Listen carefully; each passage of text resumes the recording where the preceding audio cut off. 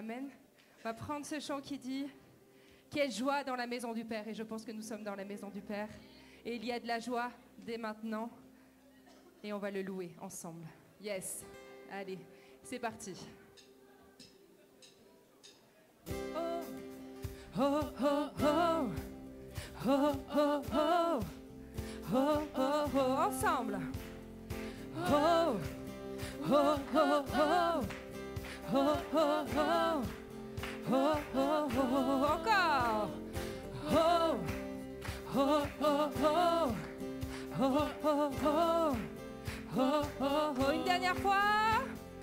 Oh, oh, oh, oh. Oh, oh, oh. Oh, oh, oh.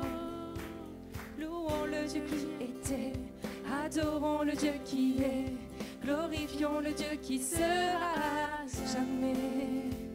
Il délivre les captifs, il ouvre la mer en deux, notre Dieu est victorieux. Quelle joie dans la maison du Père, quelle joie dans la maison de notre Dieu. Nous élevons nos voix, nous ne nous tairons pas. Quelle joie dans la maison du Père, oui, il est présent parmi nous. Nous élevons nos voix, nous ne nous tairons pas. Oh, oh, oh, oh, oh, oh, oh, oh, oh. Louons le Dieu qui guérit, louons le Dieu qui agit, louons le Dieu qui nous ouvre le chemin. Sur la croix, il s'est livré, puis est ressuscité. Notre Dieu nous redonne vie. Oh, quelle joie dans la maison du Père, quelle joie dans la maison de notre Dieu. Nous élevons nos voix, nous ne nous tairons pas.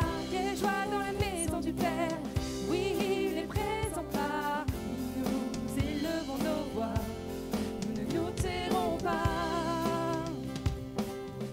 On va recommencer. Quelle joie dans la maison du Père, ok? Quelle joie dans la maison du Père, quelle joie dans la maison de notre Dieu. Nous élevons nos voix, nous ne nous tairons pas. Quelle joie dans la maison du Père, oui, il est présent parmi nous. Nous élevons nos voix, nous ne nous tairons pas. Et on va déclarer, nous étions mendiants, mais maintenant on est couronnés. Amen.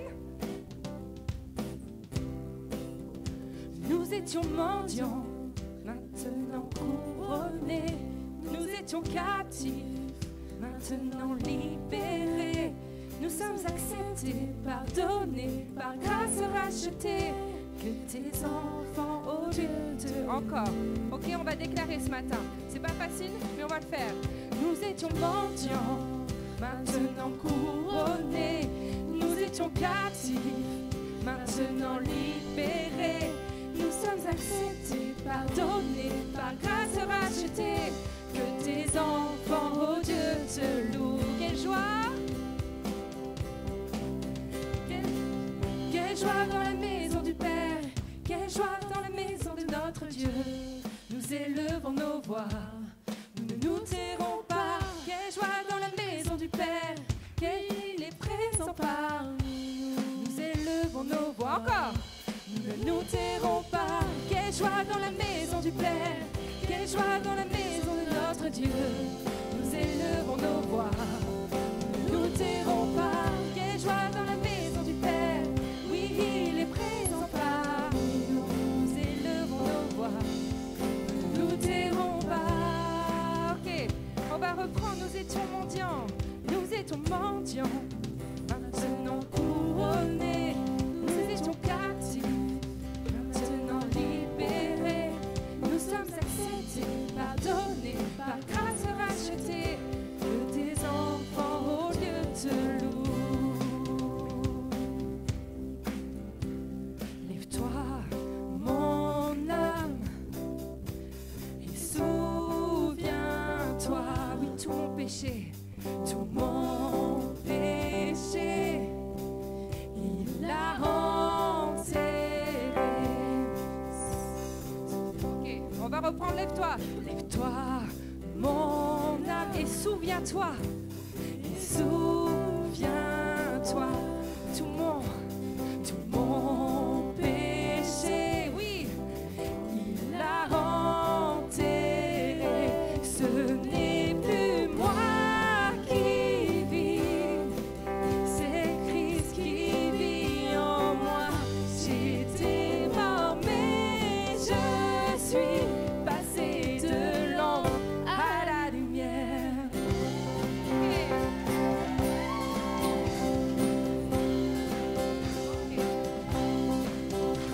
Je peux me vanter que de la croix, mon sauveur s'est offert pour moi. En lui mes craintes n'ont aucune emprise. On va poser la question. Donc mort, où est ta victoire? Ce n'est plus moi qui vis, c'est Christ qui vit en moi. J'étais mort, mais je suis passé de l'ombre à la lumière. Ok. Est-ce que vous êtes d'accord ce matin de déclarer que tout ce qui est en vous est là pour l'adorer? Ok, ensemble? On commence.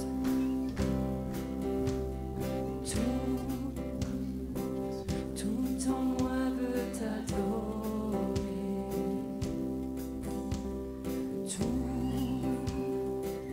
Tout en moi veut t'adorer.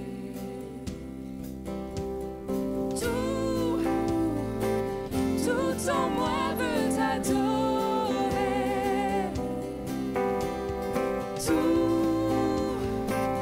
Tout en moi veut t'adorer.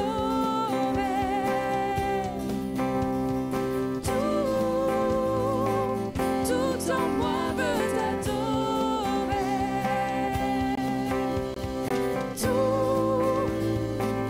Tout en moi veut t'adorer.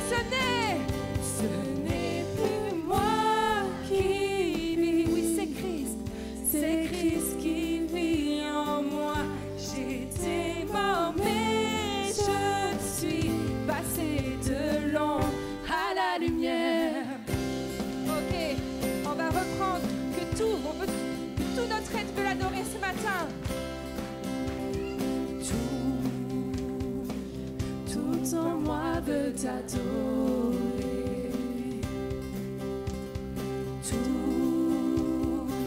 Tout en moi veut t'adorer.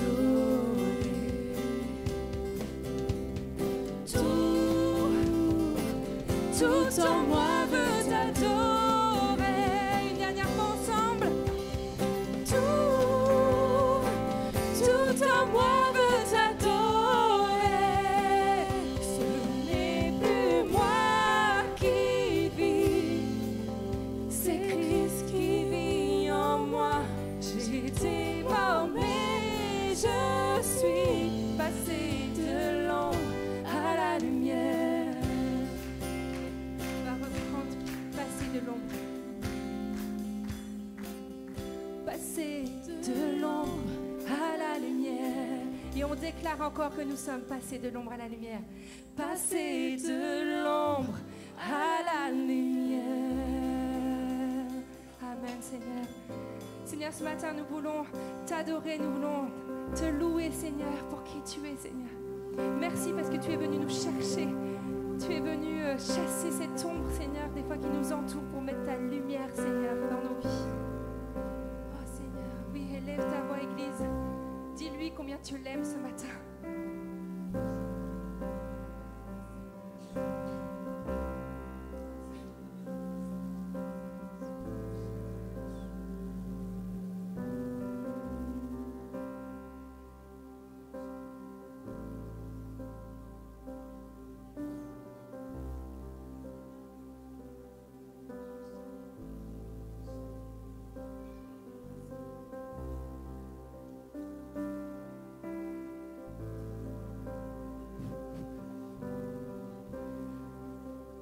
on chantait cette louange, j'ai eu cette vision de l'église. Nous tous, on était debout, on louait, on levait les bras comme ça.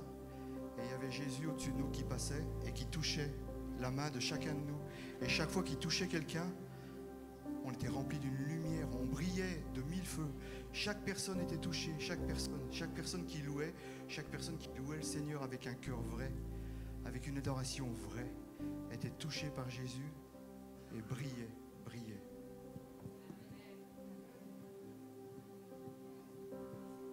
Merci Seigneur de nous faire briller.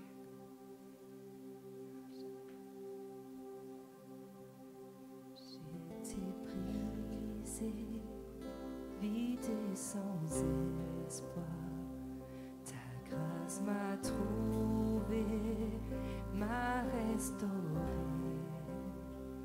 Je n'ai rien à moi, mais tel que je suis, tu me libères, tu me libères.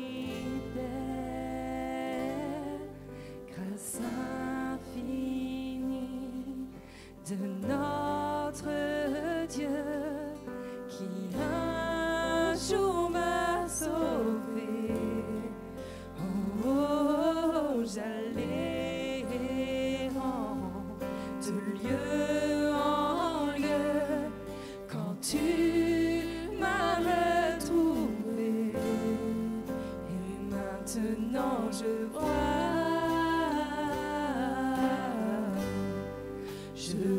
l'amour, la grâce dans tes yeux, donnant ta vie pour moi, me ramenant de la mort à la vie.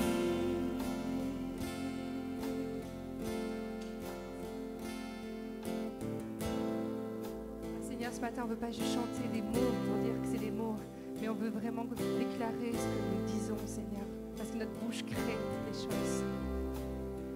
Tu prends nos échecs, tu prends nos faiblesses, tu places ton trésor dans des vases d'argile. Oh, prends mon cœur, Père, je veux te servir pour que tout soit ta vie en moi. Grâce infinie de notre Dieu qui un jour m'a sauvé. Oh, oh, oh, j'allais errant de lieu en lieu quand tu m'as retrouvé. Et maintenant je vois l'amour, la grâce dans tes yeux, donnant ta vie pour moi, me ramenant de la mort à la vie.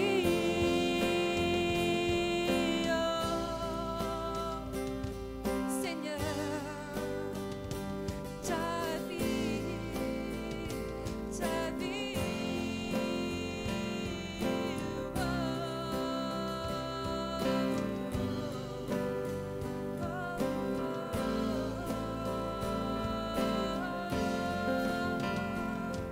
Reçois notre louange, Seigneur. Reçois notre louange, Seigneur.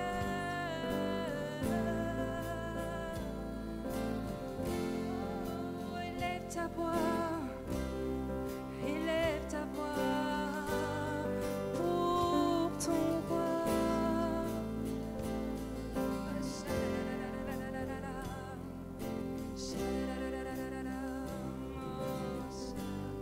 Seigneur, réalise ce matin qu'il est venu te chercher personnellement. Là où tu étais, là où il y avait des tempêtes, lui il vient te chercher. Et ce matin, on va encore chanter. Oh Seigneur, on va encore te louer, on va encore t'adorer, Seigneur. On veut dire que tu es celui qui est. tu es le Dieu qui aime chaque personne différemment, Seigneur. Parce qu'on est tous différents. On est tous enfants et fils et filles du Dieu vivant. Mais on a tous quelque chose de différent. Et le Seigneur, il ne veut pas qu'on se ressemble.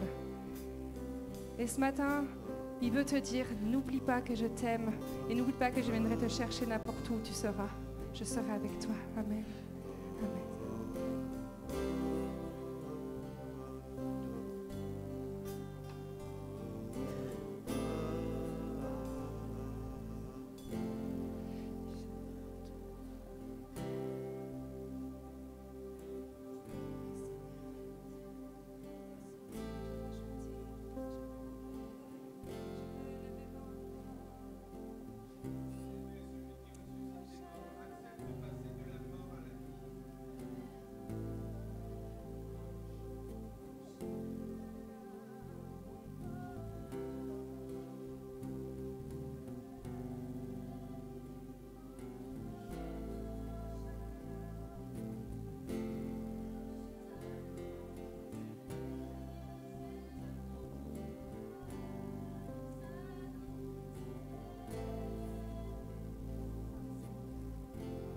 Déclarer qu'il y a une grâce quand mon cœur traverse le feu. Amen. Je voudrais partager quelque chose avec vous. Il y a quelque temps, j'ai fait un songe parce que je me sens comme en prison en fait. Et Dieu m'a parlé à travers ce songe où je sortais de ma prison. Mais même après être sortie, j'avais encore des barreaux tout autour de moi en bois que je me suis construite moi-même. Ils étaient cloués. Et petit à petit, j'ai enlevé ces barreaux. Et à la fin, il me restait que des clous dans la main. Et Jésus m'a dit, ces clous, ils étaient dans mes mains et c'était dans mes pieds. Alors je vous partage aussi ce songe parce que je pense qu'aujourd'hui, Jésus veut parler à certains d'entre vous et vous montrer qu'il veut enlever, il veut enlever ces barreaux autour de vous, un par un. Et il veut vous montrer que les clous qui ont servi à construire votre prison étaient en fait dans ses mains et dans ses pieds. Il a payé pour que vous soyez libres.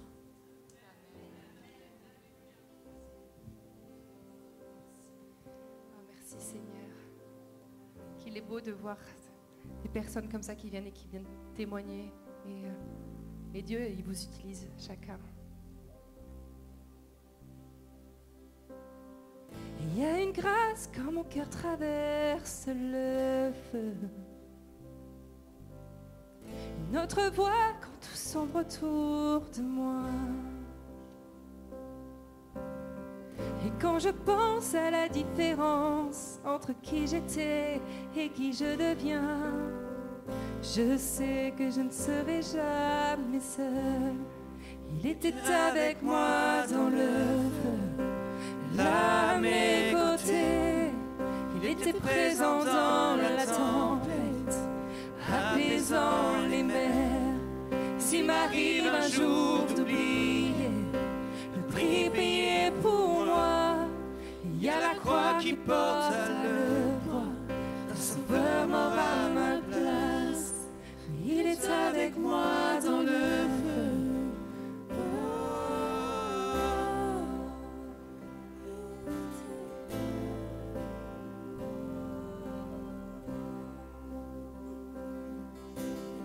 Toute ma dette a quitté, oui, à tout jamais.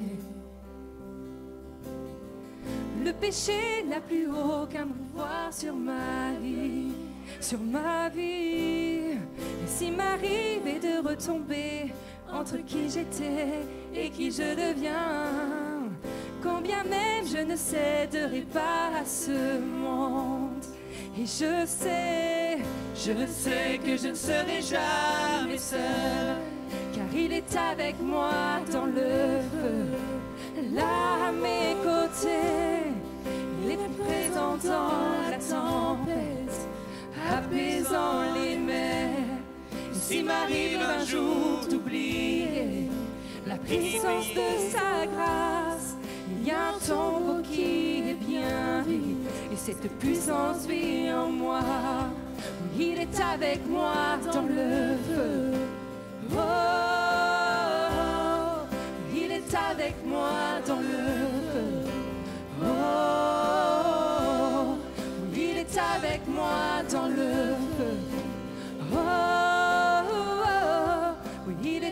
avec moi dans le feu.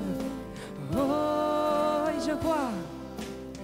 et je vois la lumière dans les ténèbres, alors qu'elle vit devant lui. J'entends dans les cieux un rugissement quand sa gloire nous envahit. Je sens la terre trembler là sous nos pieds, alors que les murs s'effondrent. Rien ne peut nous séparer, rien ne peut nous séparer.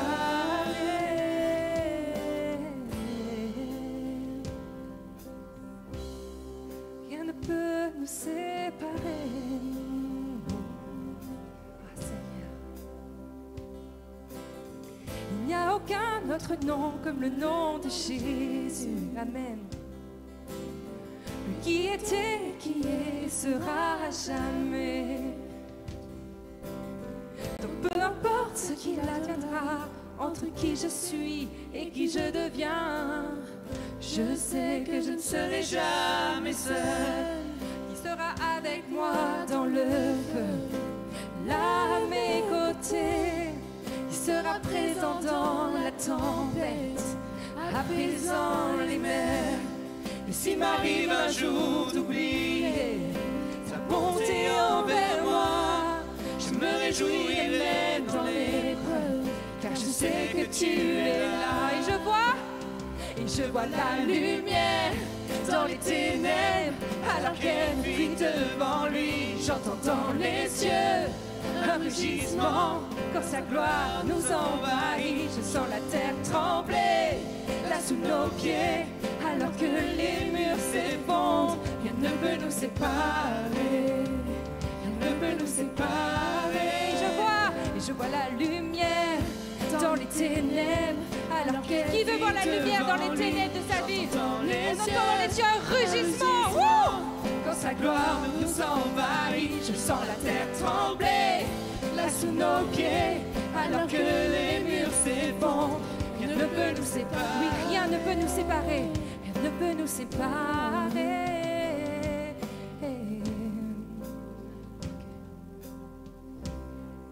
Alors que nous sommes dans cette semaine de jeûne et prière, le Seigneur me montrait là, pendant que nous étions en train de louer, d'adorer, qu'au niveau des cœurs, il y a quelque chose qui est en train de se passer. C'est vraiment quelque chose qui me montrait différents cœurs. Il y a un réel travail qui se fait. Il y a des cœurs qui étaient comme emprisonnés et les cœurs commencent à être libérés. Il y avait des choses qui n'étaient pas bonnes et qui sont enlevées. Et je voyais vraiment que le Seigneur me montrait qu'il y avait une transformation qui se faisait dans les cœurs et que tout ce qui n'était pas sa gloire, il est en train de remplir avec lui, avec de bonnes choses. Et c'est pas fini, dit le Seigneur. Ce n'est que le début. Ok, on va reprendre ce passage qui dit « Il sera avec moi ». Ok ? Je pense vraiment ce matin, j'avais ce mot qu'il faut déclarer. Il faut ouvrir nos bouches. Parce que quand nous déclarons, nous créons ce que nous disons. Ok ? Alors c'est bien, oui, des fois d'être dans le cœur à cœur et de prier dans le silence avec notre papa. Mais je crois que ce matin, il nous demande de déclarer et d'ouvrir nos bouches. Et nous allons dire ce matin qu'il sera avec nous, quoi qu'il se passe dans nos vies. Ok ? Il sera avec moi dans le feu, là à mes côtés. Il sera présent dans la tempête, apaisant les mers. Et s'il m'arrive un jour d'oublier ta bonté envers moi, je me réjouirai même dans l'épreuve, car je sais que tu es là. Il sera avec moi dans le feu, là à mes côtés. Il sera présent dans la tempête, apaisant les mers. Et s'il m'arrive un jour d'oublier ta bonté envers moi, je me réjouirai dans l'épreuve, car je sais que tu es. Je vois la lumière dans les ténèbres, alors qu'elle fuit devant lui. J'entends dans les cieux un rugissement, quand sa gloire nous envahit. Je sens la terre trembler là sous nos pieds, alors que les murs s'effondrent. Rien ne peut nous séparer, rien ne peut nous séparer. Je vois la lumière, déclarons, dans les ténèbres, alors qu'elle fuit retentissement, comme sa gloire nous envahit. Je sens la terre trembler, là sous nos pieds, alors que les murs s'effondrent. Rien ne peut nous séparer, rien ne peut nous séparer. Oh Seigneur, rien ne peut nous séparer. Car il sera avec moi dans le feu, là à mes côtés. Il sera présent dans la tempête, apaisant les mers. S'il m'arrive un jour d'oublier ta bonté envers moi, je me réjouirai même dans l'épreuve, car je sais que tu es là. Alléluia. Amen. Car je sais que tu es là. Vous savez, l'autre fois quand je cherchais par rapport au fait de cette phase dans laquelle l'or ou l'argent sont raffinés, qui parfois sont passés plusieurs fois par le feu, on les posait la question à l'orfèvre un jour, comment tu fais pour savoir qu'il va pas brûler et qu'il est dans la bonne, dans les bons moments, dans le bon timing pour le sortir du feu. Il disait c'est très facile. Quand l'argent, je la regarde, je me vois mon visage sur elle, c'est parce que c'est bon. Et vous savez quoi? Le but de ce processus dans lequel on est, c'est que son image soit dans nos vies. Dis à la personne qui est à côté, il faut que son image soit dans ta vie. Et ce temps de jeûne et de prière, il est en train d'ouvrir de nouvelles portes spirituellement dans nos vies. On a fait un choix de faire 12 jours de jeûne et de prière. Vous savez, on a fait ce choix de continuer de faire ce temps de jeûne et de prière parce qu'on n'est pas content. Combien sont là satisfaits de la relation avec Dieu? Non. Combien veulent plus? Seigneur, regarde, fais la photo. On est une église, Seigneur, dans laquelle on veut plus de toi. Amen. Et c'est vrai que parfois, ils font des sacrifices aussi. Et Seigneur, merci pour ce temps de jeûne et de prière. Ces 12 jours, on est là pile poil au milieu. Et nous croyons que ton image est en train d'être façonnée dans nos vies. Notre désir, c'est ça, que toi, tu prends la place. Seigneur, on ne fait rien dans cette église pour la gloire de personne, ni pour le nom de l'église, ni aucune association, mais pour la renommée, Seigneur, de ton nom. Alors viens, Seigneur. Et j'entends tous ces témoignages ce matin. Et ces témoignages me rappellent une chose, c'est que Dieu travaille. Dieu est à l'œuvre. Et c'est tellement bon de voir ça, que Dieu répare les vies, Dieu agit dans nos familles, Dieu agit dans ton travail, Dieu agit dans toutes les situations. Vous savez pourquoi? Parce que nous croyons en Dieu qui n'a pas retenu la mort. Amen. Un Dieu qui est vivant. Alléluia. J'invite qu'on puisse les louer, qu'on puisse lever nos voix et lui dire merci Seigneur. Nous te louons, nous t'exaltons. Oh, alléluia. Oh, alléluia Seigneur.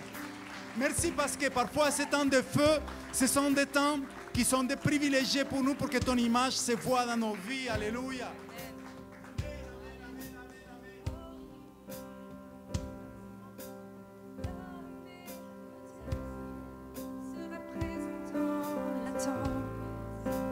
Apaisant les mers. Et s'il m'arrive un jour d'oublier ta bonté envers moi, je me réjouirai même dans l'épreuve, car je sais que tu es là. Il sera avec moi dans le feu, là à mes côtés. Il sera présent dans la tempête, apaisant les mers. Et s'il m'arrive un jour d'oublier ta bonté envers moi, je me réjouirai de même dans l'épreuve, car je sais que tu es là. Je me réjouirai même dans l'épreuve, car je sais que tu es là. Je me réjouirai même dans l'épreuve, car je sais que tu es là. C'est pas facile. Je me réjouirai même dans l'épreuve, car je sais que tu es là. La dernière fois. Je me réjouirai même dans l'épreuve, car je sais que tu es là.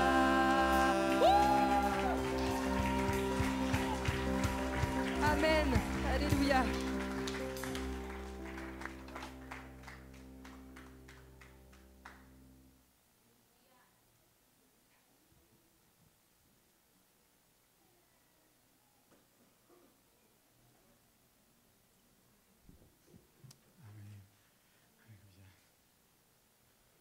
merci. Ce matin, nous croyons que nos enfants aussi, ils continuent dans cette démarche de bénédiction.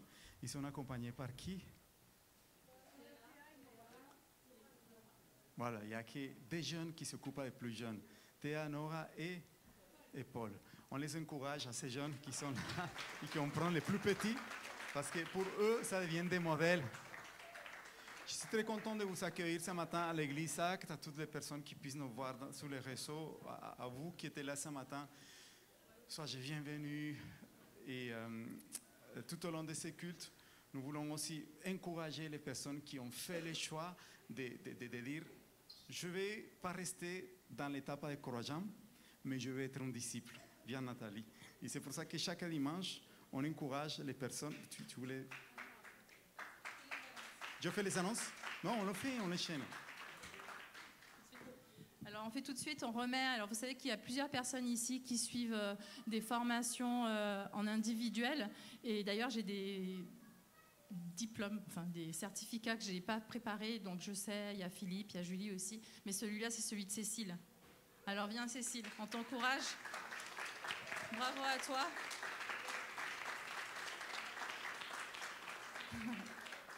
Voilà. Merci pour ta rigueur, merci d'avoir été jusqu'au bout. C'était un plaisir de partager ce moment avec toi, vraiment. En fait, on vous encourage vraiment à vous enraciner dans la parole de Dieu parce qu'il n'y a que ça qui tienne. Et c'est vraiment le but, c'est de poser les bons fondements, les bonnes choses. Et on fait ça en individuel, c'est toujours des bons moments. C'est quelques séances qui se passent très très bien de manière très conviviale. Donc si vous êtes intéressé, venez voir Nathalie à la fin du culte. On va vous partager quelques annonces tout au long de cette semaine. Comme je dis tout à l'heure, on a commencé 2 jours de jeûne, on est dans le 5e jour aujourd'hui. Le but, Dieu nous parlait du fait de faire tomber des forteresses, des murailles, des choses qui nous empêchent de grandir, d'aller au-delà ou là où il nous appelle. Vous savez, comme les murailles de Jéricho qui ont été tombées, qui sont tombées pour que le peuple d'Israël puisse prendre sa position. Donc, on vous encourage, si vous voulez, c'est jamais tard, vous voulez vous rajouter à ce temps de jeûne et de prière. Donc, juste dites-nous, parce que chaque soir, on fait un petit temps de 30 minutes, très court, 20h, 20h30, pour prier et faire les briefings de la journée. On va continuer. On a aussi, tous les mardis, alors la réunion de prière de 18h30 à 20h. Et on vous encourage à venir parce que c'est aussi des temps clés, des temps dans lesquels on arrache les promesses de Dieu. La Bible a dit que les promesses et que le royaume de Dieu appartiennent aux violents. Vous savez, la prière, c'est une histoire de combat. Et c'est pour ça qu'on vous encourage à venir aussi tous les mardis. On a aussi un culte spécial. Il y a tellement de petits princes, de petites princesses qui sont venus comme un cadeau du ciel. Il y a d'autres qui sont un petit peu plus grandes. Mais en tout cas, ce dimanche qui arrive, on fait un culte spécial, présentation d'enfants, parce que nous croyons que les enfants, comme on dit, la parole, c'est un héritage. Et les parents vont faire un choix très beau, c'est de s'engager avec eux, de marcher avec eux, de les encourager. Donc, venez à ces cultes avec un esprit de joie, de fête, invitez des personnes, parce que c'est aussi un temps de témoignage pour les personnes de l'extérieur. Et on va finir avec un agapé. Je pense que les informations vont suivre dans les groupes WhatsApp de l'église pour que vous sachiez quoi apporter. Et on a aussi un week-end qui approche, qu'on prépare aussi dans la prière. C'est le week-end du 6-7 décembre, dans lequel on va faire un week-end avec un évangéliste qui s'appelle Manuel Reichor. On le connaît depuis quelques temps. C'est quelqu'un que Dieu utilise beaucoup, même dans la francophonie. Et ça va commencer samedi. Est-ce que tu vas dire un mot par rapport à ça, Clem, qui est le responsable de l'évangélisation ici, à Acte? Merci. Ouais, sincèrement, c'est un week-end assez exceptionnel. Il est aujourd'hui le directeur France du ministère qui a suivi Reinhard Bonnke, un très grand évangéliste allemand. Et il va venir avec une équipe de Marseillais. Ils vont être 10 personnes pour nous enflammer dans le but de partager Jésus-Christ dans la rue, mais aussi dans la vie de tous les jours. Et toute la journée ici, vous voyez, vous avez les horaires qui sont affichés. Il y aura un temps de formation, d'équipement. On va prier aussi pour cet événement-là. Ils seront là également le dimanche. Si vous avez à cœur de simplement apprendre dans la simplicité à partager Jésus, venez. Ça va être vraiment très très fort. Voilà. Merci beaucoup. Ça n'a rien à voir avec le culte, mais quand même, bravo pour Soel et Clem qui ont fait une course hier soir. Combien de kilomètres? 21. Si vous voulez savoir plus de la classification, allez vers eux à la fin du culte. Et on a une soirée. Ouais, c'est bon, c'était déjà bon alors. On passe à l'autre. C'est bon aussi.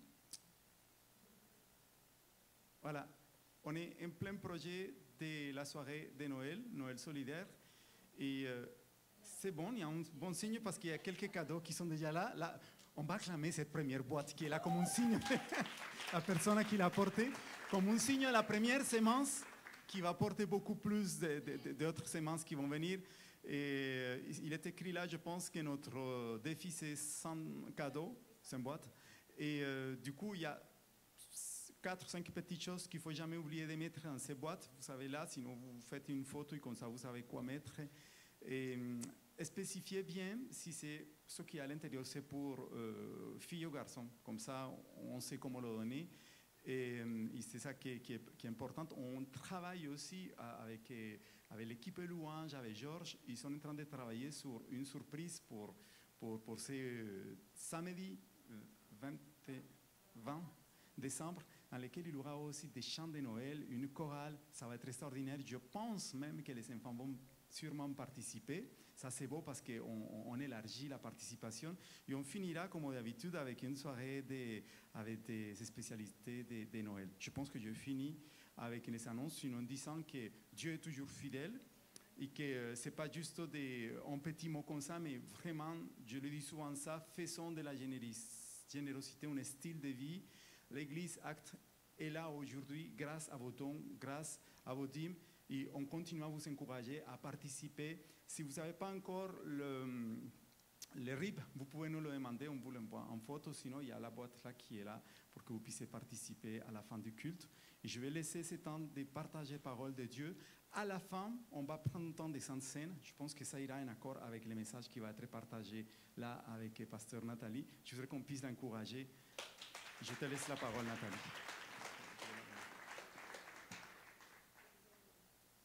Merci. Bonjour à tous, j'espère que vous allez bien. Je vais juste dire, Seigneur, merci parce qu'on a tellement besoin de ta grâce, encore et encore.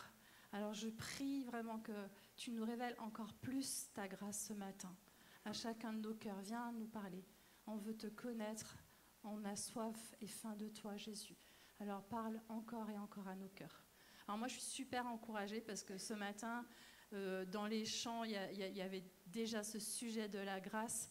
Et dans les paroles qui ont été reçues, alors vous allez voir, mais dans les 3 paroles qui ont été reçues, c'était aussi des choses qui sont dans ce que j'avais reçu du Seigneur, donc qui viennent vraiment confirmer ce que Dieu est en train de dire. Et rien que pour ça, moi je me dis, Seigneur, t'es trop fort. Et ça me donne envie de l'acclamer parce qu'il est trop fort quand même. Voilà. Si je vous demandais à quelqu'un de définir la grâce, vous diriez quoi en premier? Cadeau immérité. Cadeau aussi? Voilà, ça me va bien, cette histoire de immérité. Non, mais c'est vrai, c'est tellement ça, donc c'est très très juste. C'est vraiment un cadeau immérité. Alors là, il y a Clémence qui a fait un flyer. Le titre, c'est « La grâce plus forte que nos erreurs ».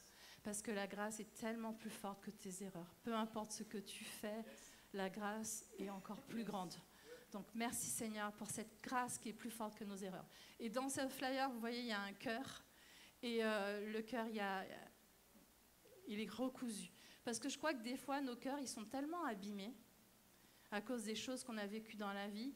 Et la grâce de Dieu vient, et qu'est-ce qu'elle fait? Il ne jette pas le cœur, hein. Il ne remplace pas le cœur, il rafistole le cœur. Et ça, c'est la grâce de Dieu. Et ça fait partie des définitions de la grâce de Dieu. Donc, vraiment, recevez ça. Moi, j'avais une autre image qu'on va vous montrer parce qu'elle me touche et vous allez voir que ça va vous faire penser à quelque chose. Ça vous fait penser à quoi? À la parole de Joël. Non? Une lumière dans ce qui est sombre et qui est caché. La grâce, elle vient dans l'obscurité puis elle éclaire. Et donc il y a vraiment cette image-là et cette notion aussi pour définir la grâce. Donc je crois que la grâce, c'est l'amour immérité, comme on disait tout à l'heure. Vous aviez dit cadeau immérité, qui vient vers nous, même quand on ne le mérite pas. La grâce, on ne la mérite pas. C'est pour ça qu'on dit immérité, justement. et que tu la comprennes ou que tu la comprennes pas, la grâce vient te toucher. Et que tu aies changé ou que tu aies pas changé, la grâce vient te toucher. Elle a cette capacité à se rapprocher de toi, alors que Dieu n'aime pas le péché, et pourtant Dieu vient avec son amour se rapprocher de toi. La grâce, c'est Dieu qui te donne tout, alors que tu ne mérites rien. Et il le fait juste par pure bonté. C'est ça. Et donc il y a un chapitre dans la Bible, enfin il y a plusieurs choses dans la Bible, dans le psaume 107, il y a quelques versets qui vont parler des hommes, comment ils réagissent et comment la grâce de Dieu vient les rejoindre. Et j'aimerais qu'on puisse lire du coup ces quelques versets. C'est le psaume 107, du verset 17 au verset 22, qui dit, alors je vais lire dans la version français courant, d'accord. D'autres montraient qu'ils avaient perdu la raison, tant ils se conduisaient mal. Par leur faute, ils étaient accablés de tourments. Écœurés par toute nourriture, ils avaient déjà un pied dans la tombe. Alors, dans leur détresse, ils appelèrent à grands cris le Seigneur, et lui les sauva du danger. D'un mot, il les guérit et les arracha à la mort. Qu'ils louent donc le Seigneur pour sa bonté, pour ses miracles en faveur des humains, qu'ils offrent des sacrifices pour louer Dieu, qu'ils crient de joie en racontant ce qu'il a fait. Amen. Et alors ici, on voit vraiment des gens qui sont dans la détresse pas à cause d'une catastrophe climatique ou à cause d'un tremblement de terre ou de choses extérieures qui auraient pu arriver, mais vraiment à cause de mauvaises actions et à cause du péché qu'ils ont posé. Et ils souffrent parce que forcément la conséquence du péché, c'est la souffrance. Et ils vivent des difficultés qui sont clairement liées, aux choix qu'ils ont faits.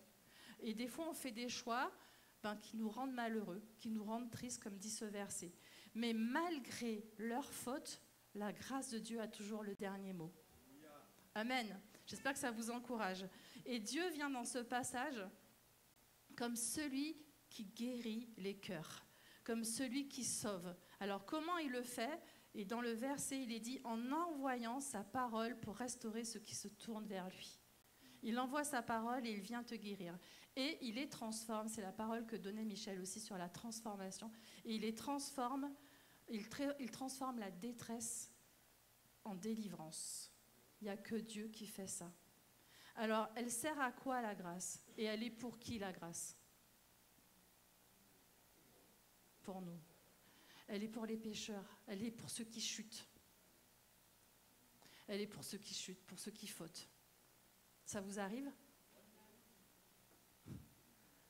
Ça nous arrive à tous.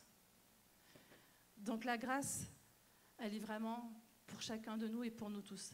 Et là, je me prêche à moi-même parce que j'ai tellement conscience de mon besoin de la grâce de Dieu. Des fois, je regarde et je me dis, t'es encore là, en fait. Tu n'as pas la patience que lui, il aurait eue. Tu ne sais pas aimer comme lui aurait aimé. Tu ne sais pas écouter comme lui aurait écouté. Et toutes ces choses me font dire, mais tu as encore tellement besoin de sa grâce. Tu as tellement encore besoin qu'il se révèle parce que je ne suis pas encore comme lui, il aurait fait. Et en même temps, je laissais les choses. Donc ça nous arrive même de ne pas faire ce qu'il aimerait qu'on fasse, manquer de bienveillance, être trop dur, trop sévère, alors que lui ne le serait pas, ça nous arrive. Et pourtant, on le sait. On le sait parce qu'on connaît la Bible. On sait parce qu'on sait comment il est. Donc, c'est pas par négligence. C'est presque volontairement, j'ai envie de dire, consciemment. On fait des choix, des fois, parce qu'on est humain et que dans ce corps-là, d'humain, on pêche, tout simplement. Et ce n'est pas par ignorance. Parce qu'on connaît les choses. Et c'est dans ces moments-là que je me dis que je suis tellement faible que j'ai encore besoin de sa grâce. J'ai besoin que sa grâce vienne visiter ma faiblesse. Et tu connais dans la Bible Paul, pas mon fils, Paul l'autre. L'apôtre Paul, aussi qui a beaucoup prêcher sur la grâce et tout ça, un jour il va dire, Seigneur, il connaît Dieu, mais vraiment, vous êtes OK que l'apôtre Paul connaît Dieu. Il connaît, il nous a laissé des écritures et tout ça. Donc là, on peut dire que c'est plutôt, si nous on devait qualifier, on pourrait dire que c'est un bon chrétien, non? Paul, quand même. Plutôt pas mal. Et pourtant, Paul arrive et va écrire « Je fais ce que je ne veux pas faire ». C'est incroyable que Paul puisse dire ça avec toute la connaissance qu'il avait. Et nous, on est exactement pareil. Il n'y a pas de différence. Et c'est pour ça qu'on a besoin que cette grâce vienne encore et encore et encore nous visiter. Parce qu'on a besoin de cette grâce. Et j'ai une bonne nouvelle pour toi, c'est que le psaume 7 dit que même ceux qui ont perdu la raison, c'est vraiment au début, ceux qui ont perdu la raison, dans certaines versions, s'il faut regarder vos versions, c'est même écrit le mot insensé. Et même ceux qui sont insensés ne sont pas exclus de la miséricorde de Dieu. Et qu'est-ce que ça fait du bien? On a le droit de perdre la raison, on a le droit d'être insensé. Sa grâce viendra toujours nous visiter. Et ils en souffrent, et même si tu souffres à cause des choix que tu as pu faire, et eux, même s'ils avaient souffert à cause des choix qu'ils ont pu faire, Dieu n'a jamais, jamais, jamais cessé de les aimer. Et d'un seul mot, on nous dit le verset 20, je relis le verset 20, d'un mot, il est guéri. Dans la version Louis II, il dit « Et il envoya sa parole et les guérit ». Et Dieu vient, prononce un mot et te permet d'être guéri et te permet de pouvoir être restauré. Alors on a besoin de sa grâce dans tous nos manquements, quand on se sent fatigué, quand on juge trop sévèrement, quand on oublie que Dieu agit non par mérite mais par amour. Des fois on aimerait bien nous la gagner là un peu cette grâce. Ça nous ferait du bien. Et donc ce matin, j'ai juste 3 petites pensées à vous laisser. Vous voyez, ça ne va pas être excessivement long. La première pensée que je reçois vraiment du Seigneur, c'est « Fais-toi grâce ». Tu peux « Fais-toi grâce ». Dis à ton voisin « Fais-toi grâce ».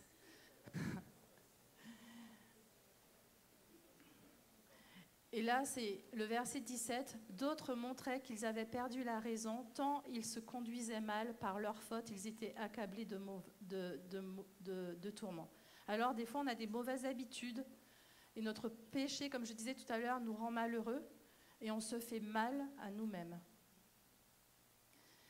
C'est pas facile. Nos mauvais choix, qu'est-ce qu'ils font? Ils nous éloignent de Dieu et ils amènent de la souffrance. Et il y a quelques temps, je sais pas, il y a une dizaine de jours, je discutais avec un jeune qui me disait « Je ne sais pas si je vais pouvoir tenir dans sa marche avec Dieu.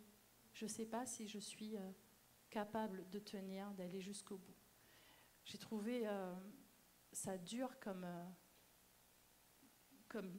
comme jugement envers lui-même, oui, c'est ça. De se dire, je ne sais pas si je vais pouvoir tenir, je ne sais pas si je vais y arriver, à rester chrétien, c'était ça même, à rester chrétien. Et je lui demande du coup, pourquoi tu dis ça? Vous voulez connaître la réponse? La réponse est, parce que j'arrive pas à prier, j'arrive pas à lire ma Bible, j'arrive pas à faire ci, pas assez, pas assez, pas assez.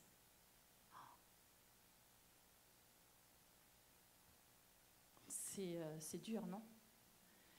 Et pour moi, quand tu entends ça, j'arrive pas à faire, c'est juste que tu connais pas la grâce de Dieu. Et en fait, rien de ce que tu pourrais faire. Tu pourrais lire 50 chapitres par jour. Tu pourrais prier 10 heures par jour. Tu pourrais passer ta nuit blanche. Tu l'achèteras jamais, la grâce de Dieu. Elle ne se vend pas. Elle est cadeau et elle est gratuite. Et ça, c'est purement le piège de l'ennemi qui vient t'accuser et te mettre dans la culpabilité. Et en fait, je réalise que des fois, on est enfermé dans une forme de culpabilité à cause de ce pas assez. J'ai pas assez bien fait, j'ai pas assez, pas assez. Les jeunes, je vous parle, pas assez. Et à cause de ce pas assez, l'ennemi rentre et s'engouffre. Alors sache que tu ne peux pas mériter le salut parce qu'il est gratuit et il le sera toujours. Et c'est pas ton sang qui a coulé, c'est le sien qui a coulé. C'est pas ton sang qui a coulé, c'est le sien. Donc, est-ce que tu penses vraiment que tu pourras faire quelque chose pour le mériter, ce salut? Accepte-le juste. La réalité, c'est que Dieu n'attend pas qu'on soit parfait. Il n'attend pas que tu sois parfait pour t'aimer. Il t'aime déjà. Il t'aimait même avant que tu le connaisses. Il t'aimait quand tu étais même pas encore né. Dieu t'a toujours aimé et Dieu t'a toujours cherché, avant même que ta vie soit restaurée. Alors, s'il te plaît, fais-toi grâce. Ne vis plus dans la culpabilité, cette culpabilité-là qui nous empêche finalement de grandir et d'évoluer. Et vraiment, je recevais ça en préparant ce message, que certains étaient enfermés dans une culpabilité. Et on est dans un jeûne et on abat la muraille de la culpabilité. Il n'y a pas de culpabilité en Jésus-Christ. Il n'y a plus de condamnation pour celui qui est en Jésus-Christ, nous dit la Bible. Donc, sors de là, ne sois pas dans la culpabilité.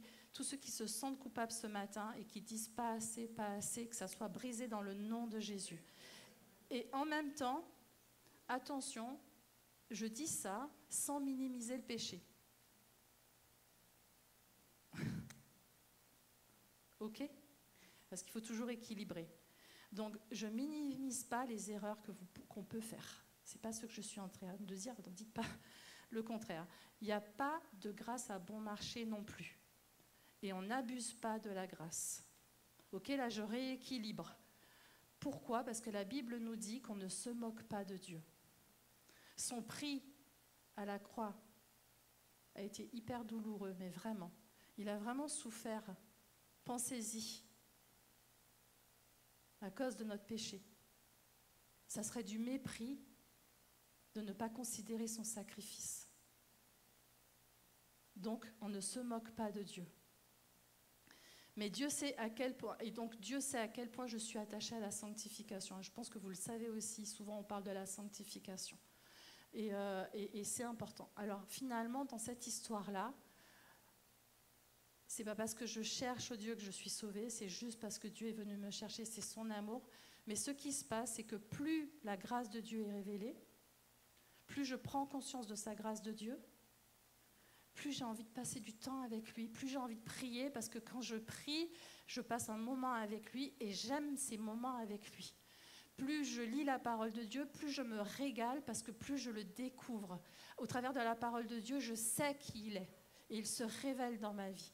Et toutes ces choses font et me donnent envie de lire la Bible, envie de passer du temps avec lui, pas parce que je suis obligée, pas parce que je suis contrainte à le faire, mais parce que je l'aime. Et ce qui doit te pousser à lire ta Bible et à prier, c'est la révélation de son amour. Donc si tu dis ce matin, pas assez, c'est que tu y vas par tes propres forces. Tu y vas par tes propres forces et tu ne vas pas par amour. Et ce n'est pas du tout la même chose. Donc situe-toi et évalue. Est-ce que tu as plaisir à lire la Bible? Est-ce que tu n'as pas plaisir à lire la Bible? Ce n'est pas grave, Dieu t'aime. Que tu la lises ou que tu ne la lises pas, Dieu t'aime. Mais la question, c'est juste de savoir comment faire pour découvrir ce Dieu de grâce. Comment je peux apprendre à découvrir ce Dieu de grâce. Et si tu le connais, tu vas automatiquement avoir envie de passer du temps avec lui. Est-ce que passer du temps avec quelqu'un qu'on aime, c'est difficile? Normalement, ça ne devrait pas l'être.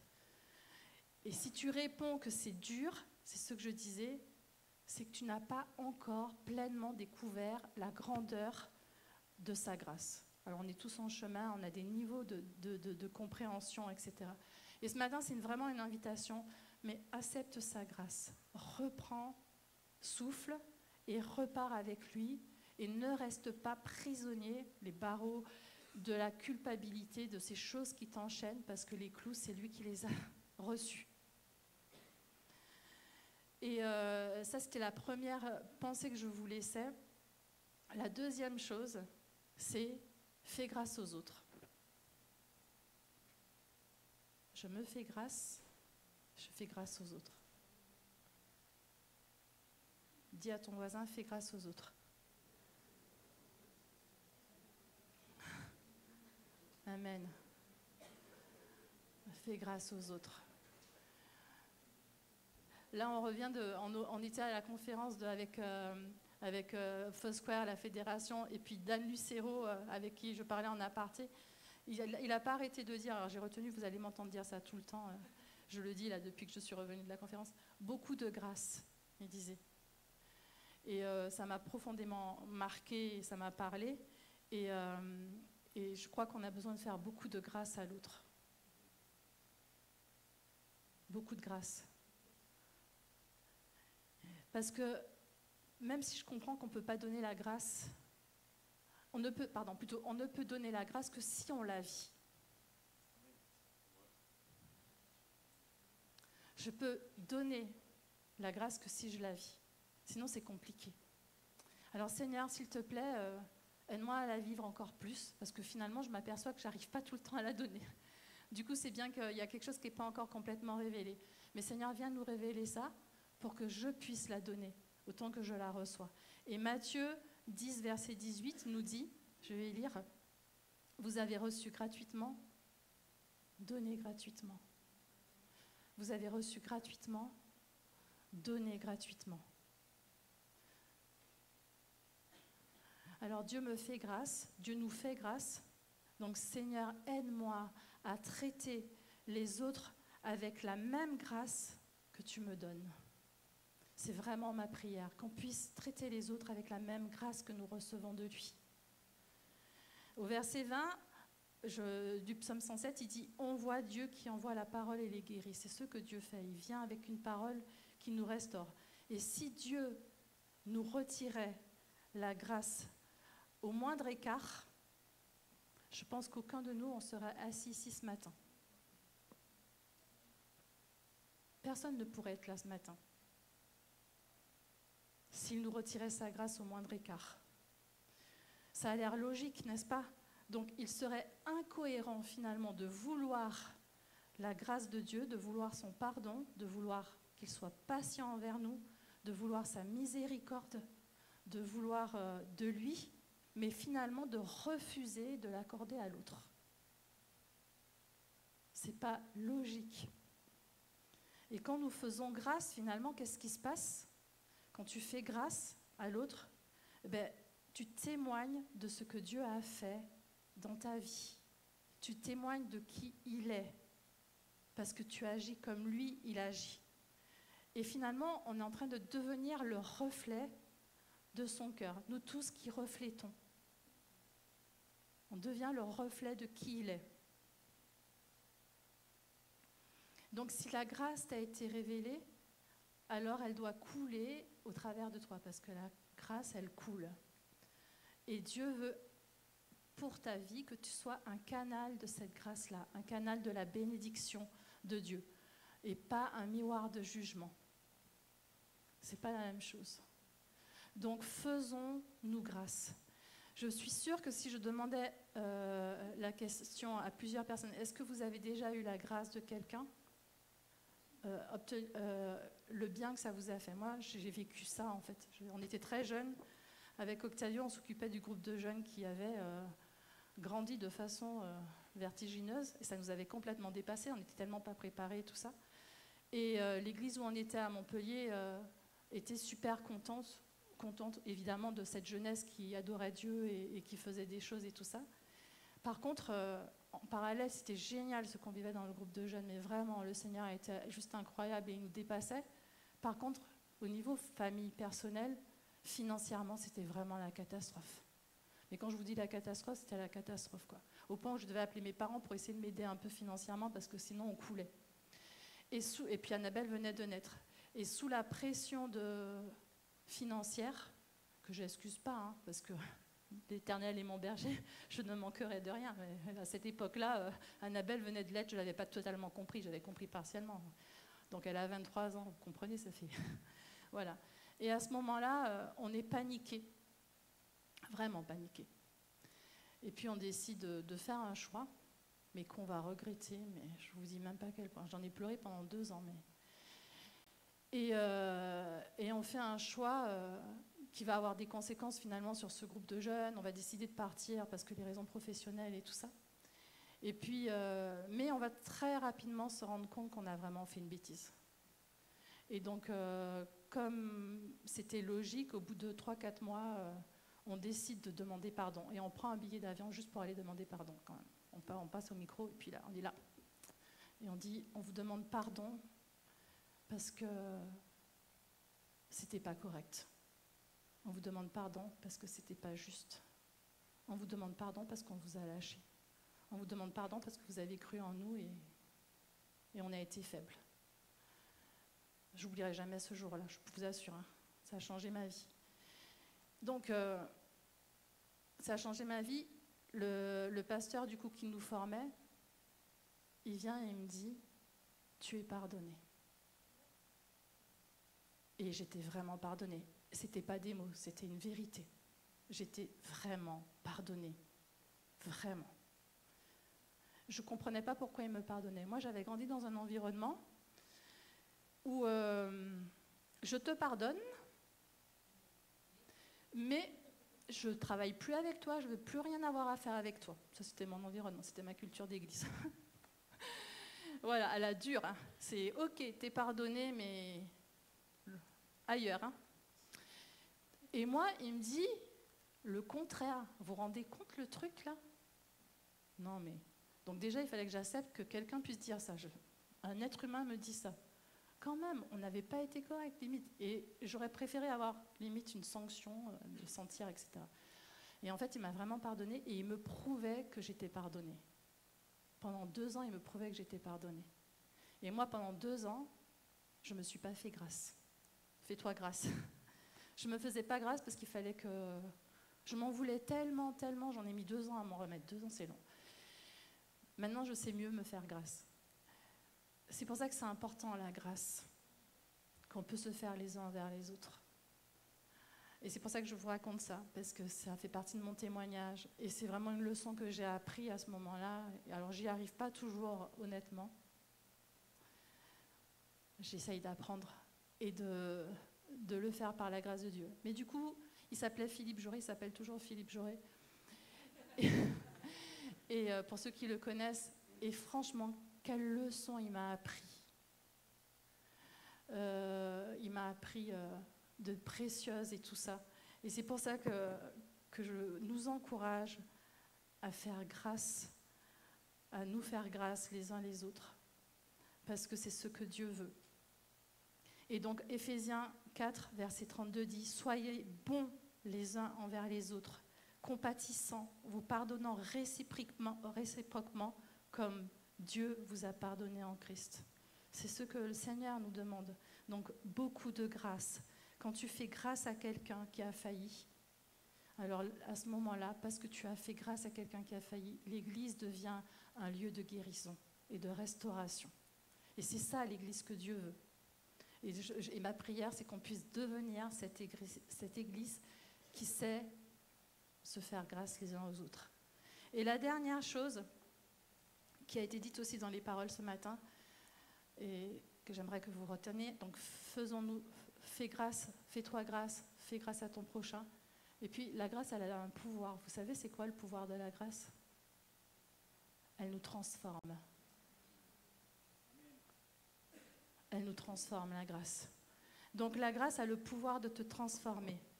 Et c'est ce qui se passe dans le psaume 107 au verset 22. Ça finit par de l'adoration. Pourquoi? Parce qu'ils offrent des sacrifices d'action de grâce et qu'ils publient les œuvres avec des cris de joie. Parce que la grâce ne nous laisse jamais comme avant. La grâce a ce pouvoir de nous désarmer. Et c'est ce qui s'est passé dans cette histoire. J'étais complètement désarmée. Il fallait déjà que je passe le cap de mon ancien logiciel qui me disait « Ok, t'es pardonné, mais ne me parle plus ». En gros, non, le vrai pardon, c'est pour de vrai. Tu es pardonné et l'ardoise est effacée. Et donc, il fallait que j'intègre toutes ces choses-là. Et en fait, ça produit un changement, automatiquement. Grâce à cet homme qui a eu la bonne attitude dans ma vie, je suis peut-être là aujourd'hui. Et ça va jusque-là. Imaginez-vous qu'il n'avait pas usé de grâce dans ma vie. J'étais jeune. On ne sait pas comment j'aurais pu rebondir par rapport à ça, ou comment je me serais construite. J'aurais peut-être gardé une image qui aurait conforté ma première image. Les ministères, bon, pas pour ça, on dit les ministères, tu as intérêt à ne pas te louper, parce que si tu te loupes, t'es mort, quoi. J'aurais pu retenir ça, et finalement avoir une image biaisée de la grâce. Et donc il m'a appris des choses, et ça m'a permis, grâce à l'aide du Seigneur, de vivre ce changement-là. Et donc, laisse Dieu te transformer. Ferme ton cœur là où il n'y a pas de grâce. Ne rentre pas dans les choses de critique, de jugement, des choses comme ça. Et choisis cette grâce qui nous libère, qui va te permettre de changer sans te sentir écrasé. Parce que c'est ce qu'elle fait. Elle te change, mais elle ne t'écrase pas. Et quand quelqu'un te fait grâce, quand tu sais que tu es pardonné, que tu es compris, eh ben, tu te relèves et tu te sens accueilli. Et à cause de cet amour-là, de l'amour que tu vois dans l'autre, eh ben, tu commences à changer en fait. Et donc moi, ça m'encourage à mieux faire. Quand je reçois de la grâce, j'ai envie de mieux faire. Si je ne reçois pas de grâce, ben, je vais me replier sur moi-même et mon cœur va se fermer. Et en fait, ça va me bloquer. Donc, d'où l'intérêt de vivre dans cette grâce-là. Et avec Dieu, j'ai envie de dire, la deuxième chance, elle existe. Et la troisième, et la quatrième, et la cinquième chance. C'est ça qui est bien avec Dieu. Donc, peu importe ce que tu vis, il y a toujours de l'espoir avec Dieu. Il y a des deuxièmes chances, il y a des troisièmes chances, il y a des quatrièmes chances. Donc, ça veut dire un truc qui est fondamental, c'est que tu as droit à l'erreur. Et c'est beau, non? Donc, ce psaume, vraiment, il raconte finalement notre histoire. Parce que quand vous commencez à le lire au début, on va voir qu'ils sont en train de errer dans leur vie de tous les jours. Et puis finalement, jusqu'à ceux que ça va entraîner leur chute, à cause de leurs fautes et de leurs péchés. Et puis qu'est-ce qui se passe? Au bout d'un moment, ils crient à Dieu. Et quand ils crient à Dieu, bah, Dieu répond. Et c'est ce qu'on doit faire. Alors, aujourd'hui, c'était juste un encouragement à vous dire de nous souvenir de ça, que la grâce, elle ne nie pas, je répète une fois quand même, elle ne nie pas les erreurs, elle les recouvre. C'est pas pareil, d'accord? Et je ne minimise pas, et vous avez compris ce matin que je ne minimise pas les failles, ok? On les utilise pour grandir. Et si Dieu t'a fait grâce, alors sois doux avec toi-même déjà, sois patient avec les autres et permets à cette grâce de te transformer. Ça vous va? 3 étapes. Je me fais grâce, je fais grâce aux autres et je laisse cette grâce me transformer. Dans le nom de Jésus. Amen. Je vais appeler, on va prendre le temps de Sainte-Seine. Je vais appeler Octavio pour le temps de Sainte-Seine. Et puis on va peut-être passer aussi... comment on fait, Octavio? On passe le chant ou le temps et en même temps? Voilà. J'ai un chant que vous connaissez peut-être qu'on va passer parce que c'est un chant de Maggie Blanchard que vous connaissez peut-être. Libéré. Vous connaissez peut-être? Il y en a qui connaissent. Je crois que c'est les Antilles qui connaissent ça, c'est ça. Ouais, c'est bien. Seigneur, merci. Merci pour ta grâce. Merci parce qu'il n'y a pas de condamnation pour ceux qui sont en Jésus-Christ. Merci parce que tu nous as libérés. Quelle grâce. Mes péchés sont pardonnés. Maintenant je suis sauvée. Délivrée, oui je suis délivrée de tous mes ennemis. Jésus m'a libérée. Jésus, tu nous as libérés. Quelle joie. Il n'y a plus de condamnation. Plus de condamnation.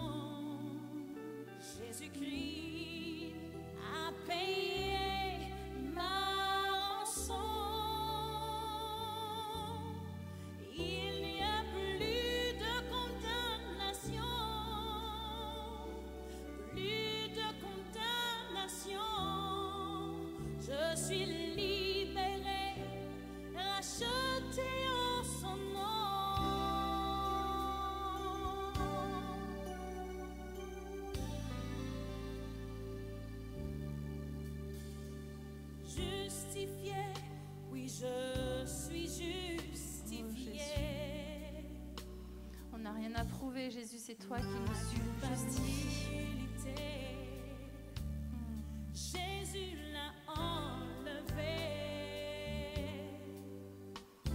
Sanctifié, oui, je suis sanctifié par le sang de l'agneau qui m'a régénéré. Il n'y a plus de condamnation, plus de condamnation. Jésus-Christ a payé ma rançon. Il n'y a plus de condamnation, plus de condamnation. Je suis libéré, racheté en son nom.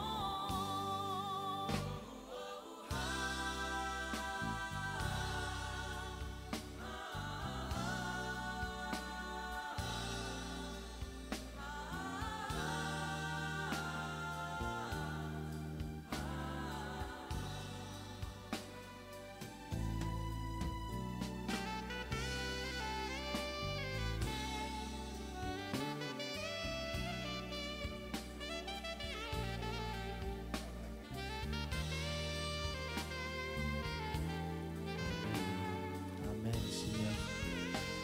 Merci, Seigneur notre Dieu. Merci pour ton amour. Ce matin, tu as touché encore une nouvelle fois nos cœurs par ta grâce. Tu étais présent dans ces témoignages, présent dans ces chants que nous avons partagés, dans cette louange, dans cette adoration. Tu étais présent au travers de la parole que nous a partagée le pasteur Nathalie, Seigneur. Je crois que ce matin encore, tu es rempli de grâce envers nous, que tu veux nous donner cet amour, Seigneur mon Dieu, avec tant de bonté. C'est un cadeau merveilleux de ta part, Jésus. Et ce matin, nous voulons élever ton nom. Nous voulons te dire merci pour ces moments, Jésus. Merci pour ton amour, merci pour ta grâce. Merci de bénir tous ceux et celles qui sont là dans ce lieu, Seigneur. Tous ceux et celles qui nous suivent au travers les réseaux. Parce que tu es un Dieu de grâce et un Dieu d'amour. Je loue ton nom, Jésus. Je te rends grâce. Je te rends cet amour que tu nous donnes, Seigneur mon Dieu, à mon tour. Je veux le partager autour de moi, Seigneur mon Dieu, et dire combien tu es bon. Sois loué, Jésus. Merci pour ces instants. Amen.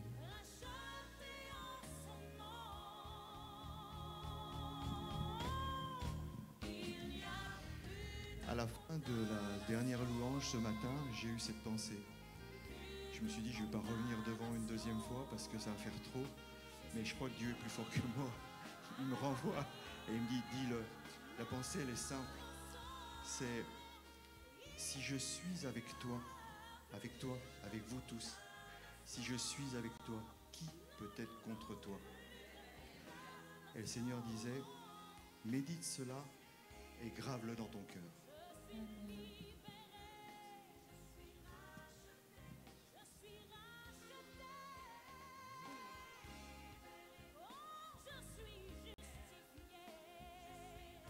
Alléluia. Je vous invite à vous mettre debout pour ce temps de partage sans scène. Ils vont passer avec les pains, la coupe. Et gardons tout ça dans nos cœurs. Juste, je vais lire ce verset. C'est écrit.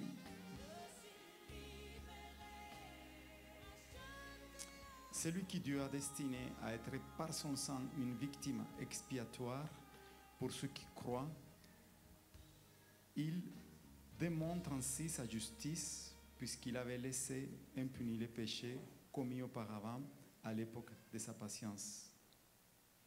Et dans ce temps présent, pour nous justifier, il a déclaré la foi au travers de Jésus-Christ. Et moi, je voudrais juste dire, vous savez, la grâce, c'est quelque chose, comme Nathalie a dit, qui se prend. Ce matin, il y a certains qui se disent, je ne suis pas digne de prendre la Sainte Seine. Oui, la grâce, c'est quelque chose qui nous ramène à l'offre de la croix. Et c'est certain que la Sainte Seine est un temps inclusif, mais c'est un temps aussi dans lequel on doit passer par son sang. Oui.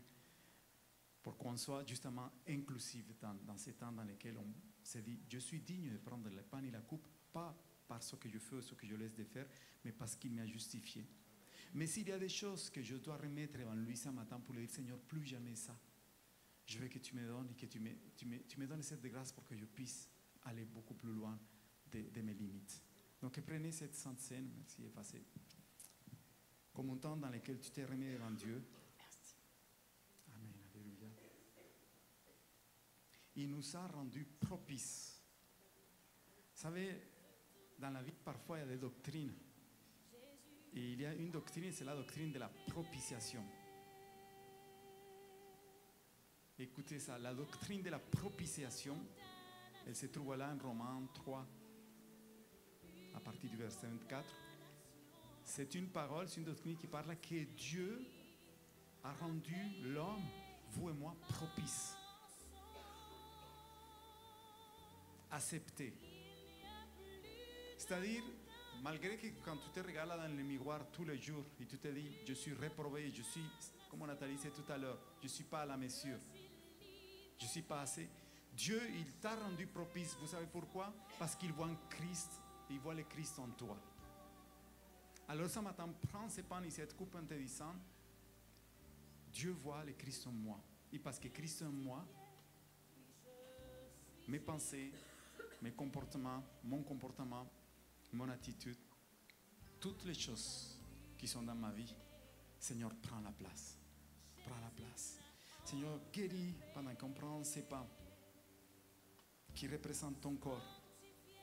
Je prie maintenant que toute maladie dans nos corps, que toute mauvaise habitude, toute addiction, tout ce qui traîne, qui est collé à nos vies et qui nous empêche de marcher comme toi tu as marché, de te suivre, Seigneur, par ces pains, Seigneur, toute malédiction, tu la portes déjà sur toi. Alors je prends ces pains en sachant, Seigneur, ce matin, qu'avec toi, il n'y a plus de condamnation.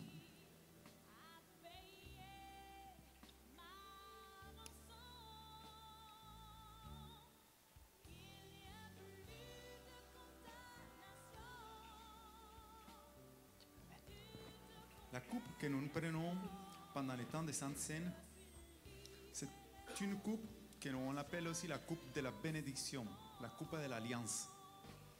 Et vous savez, les Juifs, quand ils prennent ce temps de Pâques dans leur maison, quand ils passent à la deuxième coupe, qui est la coupe de la bénédiction, l'enfant, un petit enfant de la famille, il pose toujours la question à son papa, c'est comme ça dans la tradition, pourquoi c'est ta coupe, pourquoi cette nuit elle est différente?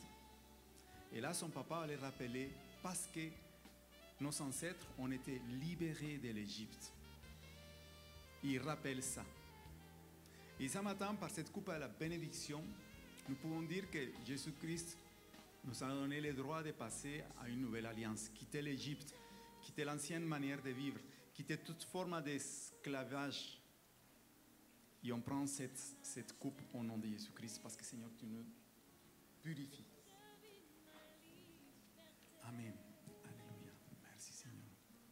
Continuons dans cet état d'esprit de prière, d'adoration, de louange. Je laisse que les Saint-Esprit continuent à agir.